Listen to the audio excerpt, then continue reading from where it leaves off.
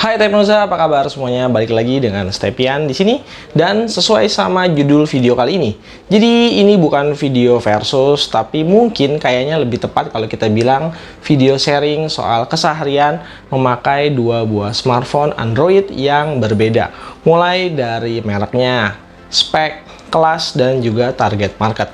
Jadi ceritanya nih, saya udah pakai dua smartphone ini sebagai daily driver dengan skala pemakaian di medium to heavy user. Baik Realme GT 2 Pro dan Samsung Galaxy A52s sama-sama punya plus dan minus. Cuma karena ini dipakainya tuh secara berbarengan, jadi malahan keduanya tuh kayak saling melengkapi dan saling menutupi. Penasaran kayak gimana performa dua buah smartphone ini? Langsung aja, ini dia video Realme GT 2 Pro featuring Samsung Galaxy A52s.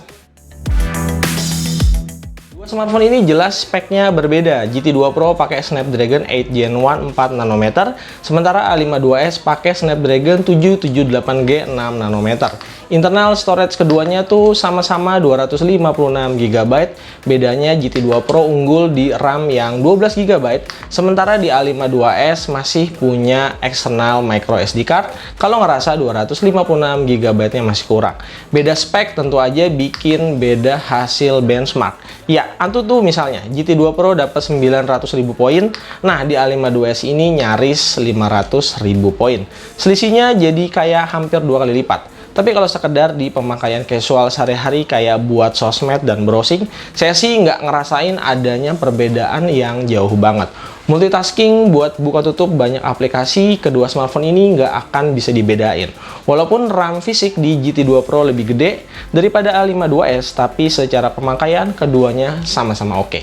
One UI 4.1 bahkan bisa kasih RAM virtual sampai 8 GB buat A52s kalau emang dirasa perlu.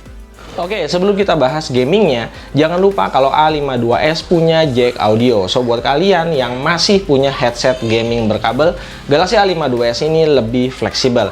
Sementara kalau di GT 2 Pro ya mau nggak mau pakai TWS atau bisa juga pakai converter dongle jack audio Type-C. Nah, selain benchmark, ternyata gaming performance di kedua HP ini ada perbedaan yang cukup signifikan. Misalnya dari opsi grafis-grafis dan setting di frame rate-nya. Game favorit saya, Apex Legends Mobile di A52s, frame rate-nya itu bisa mentok di setting ultra.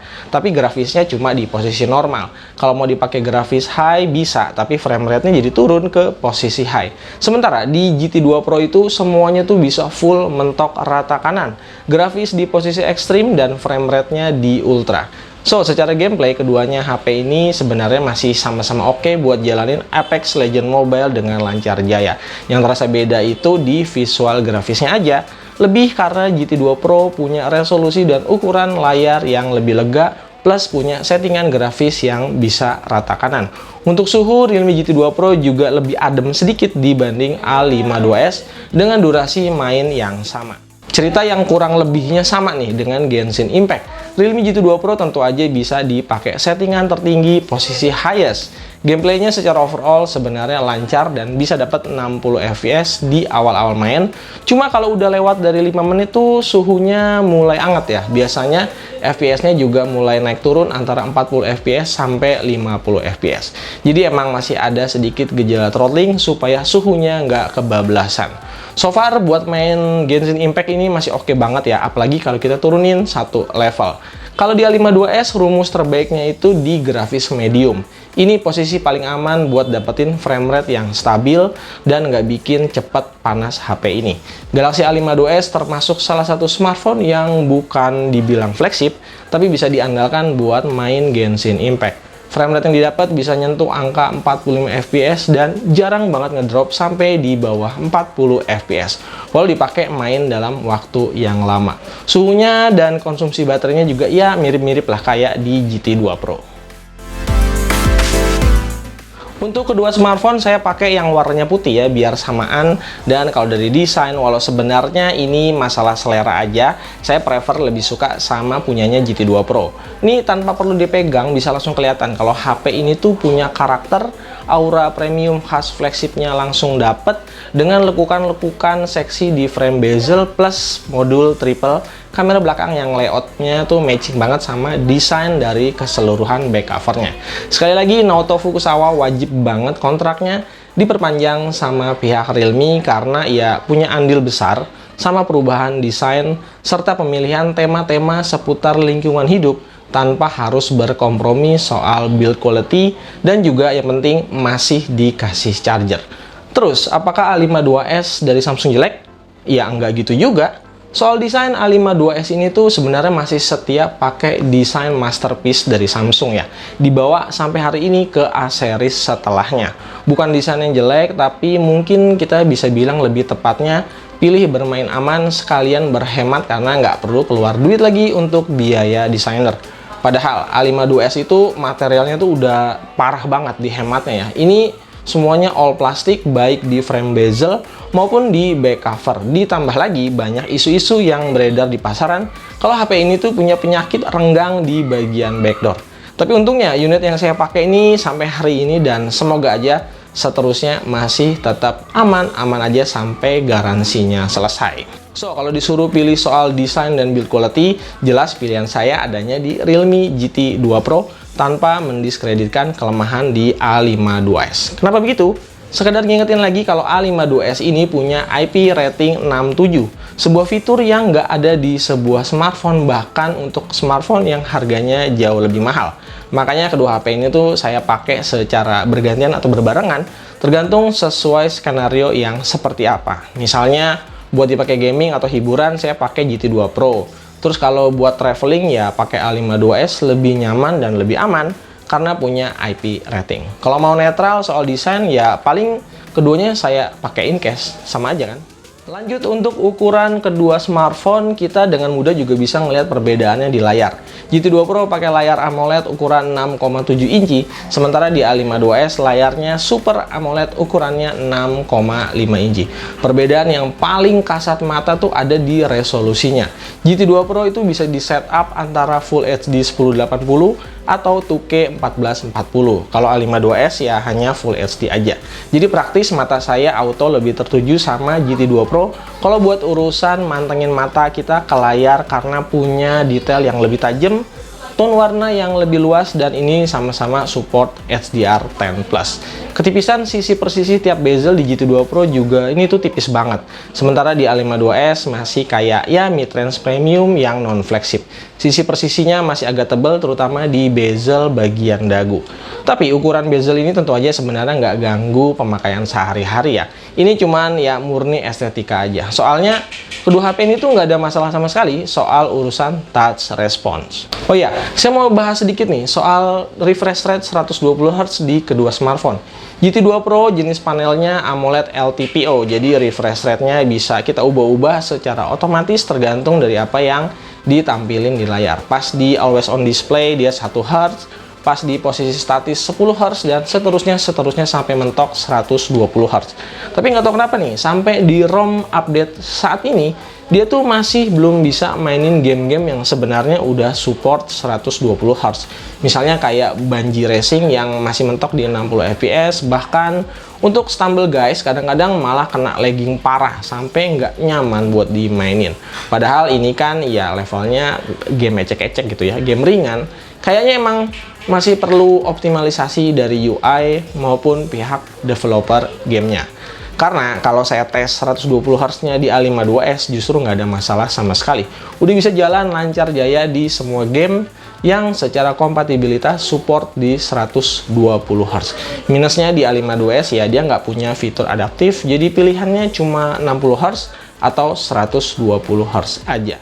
Karena kedua HP ini saya pakai barengan, dari sisi dimensi keduanya masih mirip-mirip di tangan. GT2 Pro sedikit lebih panjang dan berat dikit ya, efek punya angka lebih tinggi di ukuran layar dan juga baterai. Nah, ngomongin soal baterai, selisih kedua HP ini emang lumayan banyak. Tapi ternyata fakta untuk saya kalau HP flagship itu emang butuh bener-bener daya yang lebih besar. Walau lebih gede, ternyata standby time dan SOT di GT2 Pro nggak lebih baik dari A52s. Di pemakaian casual sambil sesekali ngegame, A52s saya bisa dapat SOT nyaris 6 jam, sementara di GT2 Pro SOT-nya antara 5 sampai 5,5 jam sambil sesekali ngegame. Jadi untuk daya tahan baterai keduanya sebenarnya ya nggak terlalu jauh juga bedanya. Yang jauh banget itu ada di charging speed-nya. GT2 Pro cuma butuh waktu ya 40 menit aja buat menuhin baterai. Sementara di A52s saya tuh nggak pakai charger bawaan 15 wattnya. Saya pakai charger 45 watt X Galaxy Note 20 Ultra karena lebih cepat ya. Cuma butuh waktu 1 jam 15 menitan lah sampai dia penuh. Ada banyak smartphone dengan spek menggiurkan, harganya juga menggoda. Tapi sayangnya banyak yang nggak berhasil kasih user experience yang memuaskan. Dan itulah salah satu alasan saya kenapa pakai dua smartphone ini. One UI 4.1 dan Realme UI 3.0 sama-sama berhasil bikin saya betah dan belum kepikiran buat ganti ke HP lain, apalagi berganti UI. Update-nya so far juara banget, selalu kasih software update rutin setiap bulan, nggak kayak UI brand sebelah yang biasanya telat update, terus sekalinya diupdate, dia malah bawa bug sekalian. GT2 Pro start dari Android 12 dan jadwalnya bakal terus dikasih update sampai ke Android 15 mendatang. Sementara A52s startnya di Android 11 dan saat ini jalan di Android 12 dan bakal terus sampai nanti di Android 14. So, kalau kedua HP ini ya saya nggak pusing lah kalau soal pemakaian jangka panjang. Karakter UI-nya tuh ada banyak banget kemiripan satu sama lain. Misalnya di kustomisasi dan personalisasinya yang gampang dipakai. Processing animasinya terbilang smooth dan tentu aja minim sama bug. Dua-duanya oke buat saya dan jadi UI favorit, walau ya kalau disuruh milih ya, saya tetap bakalan pilih One UI-nya Samsung karena punya stabilisasi yang terbukti lebih konsisten dan semoga aja ke depan Realme UI bisa meniru konsistensi dari One UI-nya Samsung. Secara hardware, kamera GT2 Pro tuh lebih oke. Triple kamera belakang, kamera utamanya pakai sensor Sony IMX766 dengan OIS. Terus kamera ultrawide-nya 50 megapiksel yang bisa ambil angle foto sampai 150 derajat.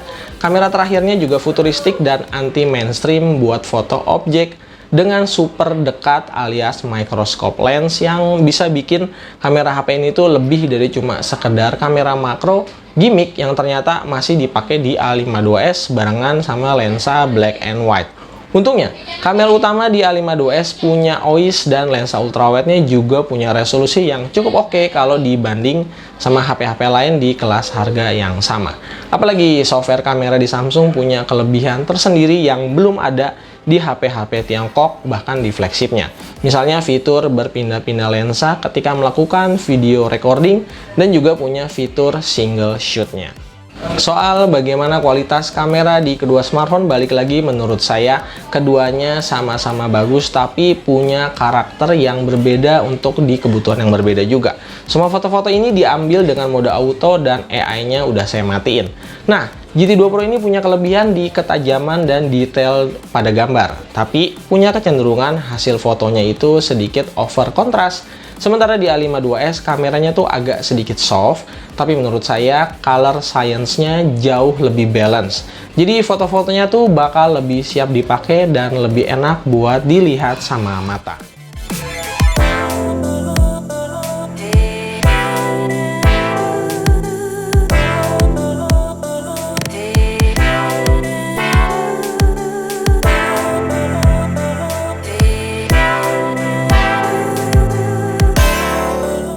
Begitu juga dengan foto-foto dengan objek wajah manusia. Saya lebih prefer ke hasil kameranya Galaxy A52s karena bisa kasih tone color yang lebih mendekati natural. Sementara kalau di GT2 Pro itu processingnya agak sedikit overexpose.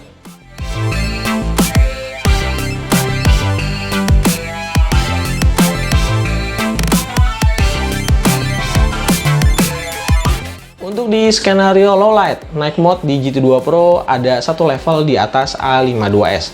Terutama kalau kita fokusin ke bagian-bagian soal detail yang tajam dan noise yang bersih banget. A52s sebenarnya tuh buat night mode udah cukup oke. Cuma secara hardware karena sensor kameranya belum bisa selevel sama GT2 Pro yang pakai Sony IMX766. Makanya di kondisi low light kayak gini fotonya jadi agak soft dan kehilangan detail dengan sayangnya noise-nya masih sedikit kelihatan. Oke, ini dia rekaman video 4K. Ini 4K 30 fps ya. Realme GT2 Pro dan Samsung Galaxy A52s 5G. Resolusinya di 4K 30 fps.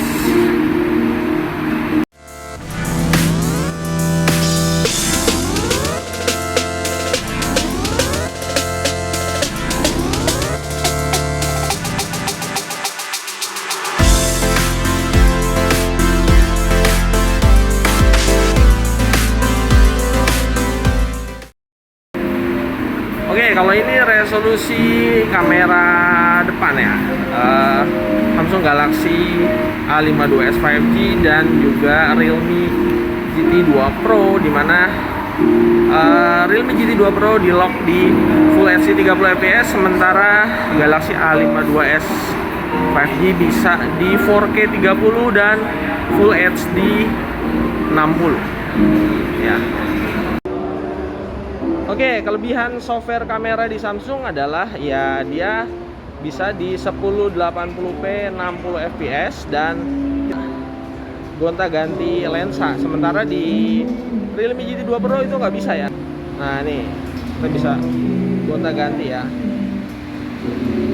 Oke, sekali lagi kedua smartphone ini bukan untuk dicari siapa menang dan siapa yang kalah. Kenapa? Karena saya tuh pakai kedua smartphone ini dengan tujuan saling melengkapi dan saling menutupi.